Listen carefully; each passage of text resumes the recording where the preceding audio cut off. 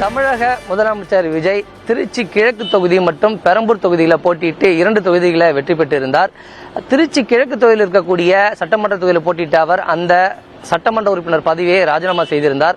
தனக்கு திருச்சி தொகுதி மக்கள் வாக்களித்த மக்களுக்கு நன்றி செலுத்தும் நிகழ்வாக திருச்சியில் இருக்கக்கூடிய தனியார் கல்லூரியில் நன்றி செலுத்தும் மக்கள் சந்திப்பு நிகழ்ச்சி இன்று நடைபெறுகிறது. வாக்களித்த மக்களுக்கு நன்றி செலுத்தக்கூடிய இந்த நிகழ்வில் மாலை 4:15 மணி அளவிற்கு திருச்சிக்கு விமான நிலையத்துக்கு வரக்கூடிய அவர் 4:30 மணிக்கு சரியாக இந்த தனியார் கல்லூரிக்கு வருவதற்கான ஏற்பாடு தயார் செய்யப்பட்டிருக்கிறது. குறிப்பாக திருச்சி விமான நிலையத்திலிருந்து 12 கிலோமீட்டர் அளவிற்கு தூரம் இருக்கக்கூடிய இந்த பகுதிகள் முழுவதுமாக பேரிகார்டுகள் அமைக்கப்பட்டு போலீசார் கட்டுப்பாட்டுக்குள் கொண்டு வரப்பட்டிருக்கிறது.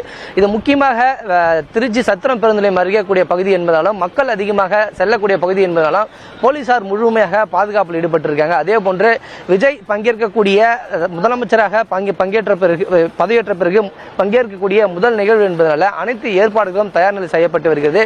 குறிப்பாக 95% அளவிற்கு அனைத்து ஏற்பாடுகளும் முடிவு பெற்றிருக்கிறது. தொடர்ந்து 4 இந்த கல்லூரியில் இருக்கக்கூடிய 4 நுழைவாயில் பகுதிகள் முழுவதுமாக போலீசார் பாதுகாப்பில் ஈடுபட்டிருக்காங்க. 3000க்கும் மேற்பட்ட போலீசார் பாதுகாப்பில் ஈடுபடுத்தப்பட்டு கண்காணிப்பில் ஈடுபட்டு வந்திருக்காங்க. முக்கியமாக முதல் நுழைவாயில் பகுதி இருக்கக்கூடிய பகுதியில் தான் நம்ம இருந்துட்டு இருக்கோம். இந்த பகுதி வழியாக தான் விஜய் உள்ளே சென்று இந்த நிகழ்ச்சியில் பங்கேற்க இருக்கிறார். தனக்கு வாக்களித்த மக்களுக்கு நன்றியும் செலுத்த இருக்கிறார். தொடர்ந்து போலீசார் இந்த பகுதிகளில் கண்காணிப்பு ஈடுபட்டு வருகிற நிலையில் விஜய் வரக்கூடிய பகுதிகளில் பேரிகார்டுகள் முழுமையாக அமைக்கப்பட்டிருக்கிறது.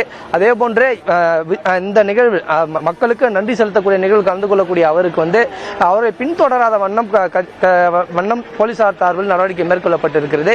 அதே போன்று கர்ப்பிணி பெண்கள், முதியவர்கள், வயதானவர்கள் யாரும் இதில் பங்கேற்க வேண்டாம் என விஜயோடைய சார்பில் அறிவிக்கப்பட்டிருக்கு. அதே போன்று அமைச்சர் ஆதவ் அர்ஜுனா இந்த பகுதியில் நடைபெறும் விழா மேற்பாடுகள் குறித்து தொடர்ந்து பார்வையிட்டு வருகிறார்.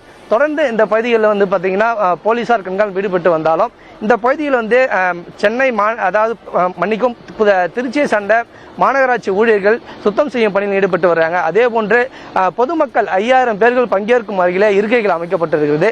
அந்த இருக்கைகள் வரக்கூடியவர்கள் QR கோடுகள் வழங்கப்படுகிறது. அந்த QR கோடுகள் உள்ளவர்கள் மட்டுமே தான் உள்ளே அனுமதிக்கப்படுகிறார்கள். மற்றவர்களுக்கு அனுமதி வழங்கப்படாது.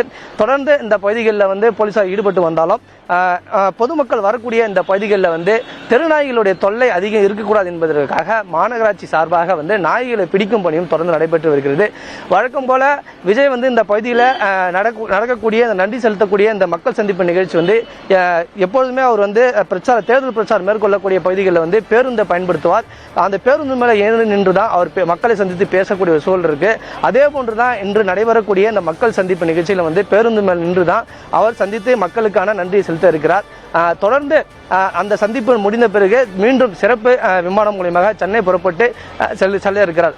தொடர்ந்து இந்த பகுதிகளில் நீங்கள் நேரடியாக பார்க்கலாம். போலீசார் வெளிநபர்கள் யாரும் உள்ளே அனுமதிக்கப்படாமல் தொடர்ந்து கண்காணிப்பில் ஈடுபட்டு வருகிறாங்க. அதே போன்று அந்த QR கோடு 5000 பேர்களுக்கு மட்டுமே வழங்கப்பட்டு இருக்கிறது. அவர்கள் மட்டுமே தான் உள்ளே அனுமதிக்கப்படக்கூடிய ஒரு சூழல் இருக்கிறது. விஜய் வரக்கூடிய இந்த முகப்புவாயில் என்று சொல்லக்கூடிய இந்த பகுதிகளில் பார்த்தீங்கன்னா வாழை தோரணங்கள் முழுமையாக கட்டப்பட்டு இருக்கிறது.